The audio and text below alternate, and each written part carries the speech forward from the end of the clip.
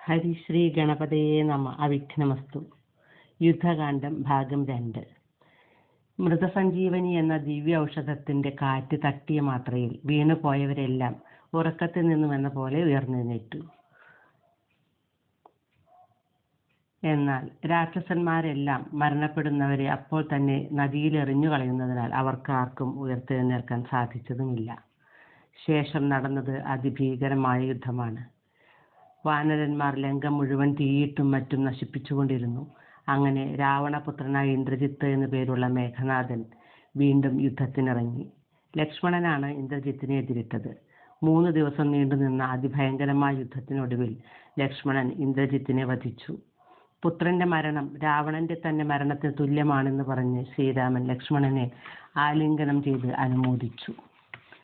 പുത്രദുഃഖത്താൽ കരഞ്ഞും ബോധം കെട്ടും തളർന്നുപോയ രാവണൻ ബദ്ധവൈര്യത്തോടെ സീതയെ കൊല്ലാനൊരുങ്ങി. നയതന്ത്രജ്ഞനായ സുപാർശ്വന്റെ ഇടപെടൽ മൂലം രാവണൻ സീതയെ വിട്ട് യുദ്ധത്തിനൊരുങ്ങി.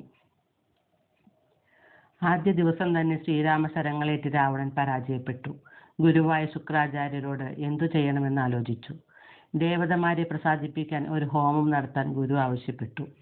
മുടക്കം കൂടാതെ ഈ ഹോമം പൂർത്തീകരിച്ചാൽ പിന്നെ ആർക്കും രാവണനെ ജയിക്കാൻ കഴിയില്ല. അങ്ങനെ ഒരു ഗുഹ നിർമ്മിച്ച് അതിനുള്ളിലിരുന്ന് രാവണൻ ഹോമം തുടങ്ങി.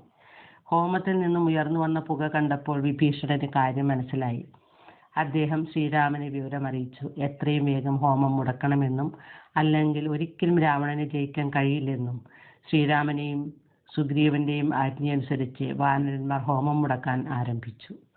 പടയാളികളെ കൊന്നും രാവണന്റെ പൂജയ്ക്ക് ഭംഗം വരുത്താൻ പൂജാസാധനങ്ങൾ നശിപ്പിച്ചും രാവണനെ തന്നെ ദേഹോപദ്രവം ഏൽപ്പിച്ചും വാനരാധികൾ ഹോമസ്ഥലം പോർക്കളമാക്കി മാറ്റി.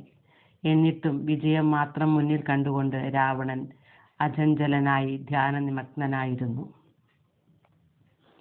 ഉടനെ വാനരന്മാർ രാവണ പത്നിയായ മണ്ഡോദരിയെ ഉപദ്രവിക്കാൻ തുടങ്ങി. സ്വന്തം ഭാര്യയുടെ മാനം കാക്കാതെ യുദ്ധം ജയിച്ചിട്ട് എന്തു കാര്യം എന്ന മണ്ഡോദരിയുടെ ചോദ്യത്തോടെ ക്രുദ്ധനായ രാവണൻ ഹോമം ഉപേക്ഷിച്ച് യുദ്ധത്തിനിറങ്ങി. ഹോമം മുടക്കിയ സന്തോഷത്താൽ വാനരന്മാർ ആർത്തു വിളിച്ചു പുറത്തിറങ്ങി. യുദ്ധത്തിന് പുറപ്പെട്ട രാവണനോട് മണ്ഡോദരിയും പറയുന്നുണ്ട് യുദ്ധം ഒഴിവാക്കാൻ. ഈ സമയം രാവണൻ യഥാർത്ഥ തത്വജ്ഞാനിയെപ്പോലെ മണ്ഡോദരിയോട് തത്വം ഉപദേശിക്കുന്നു. ജനിച്ചാൽ ഒരിക്കൽ മരിക്കണം. നശ്വരമായ ശരീരത്തെക്കുറിച്ചുള്ള ചിന്ത അജ്ഞാനമാണ്. ഈ അജ്ഞാനമാണ് അഹങ്കാരത്തിന് വഴിവെക്കുന്നത്. ജ്ഞാനസ്വരൂപനായാൽ ഒന്നിനോടും സംയോഗവുമില്ല, ഒന്നിനോടും വിയോഗവുമില്ല. ആത്മജ്ഞാനത്തെ വരിച്ച് നീ ദുഃഖം വെടിഞ്ഞ് ജീവിക്കൂ.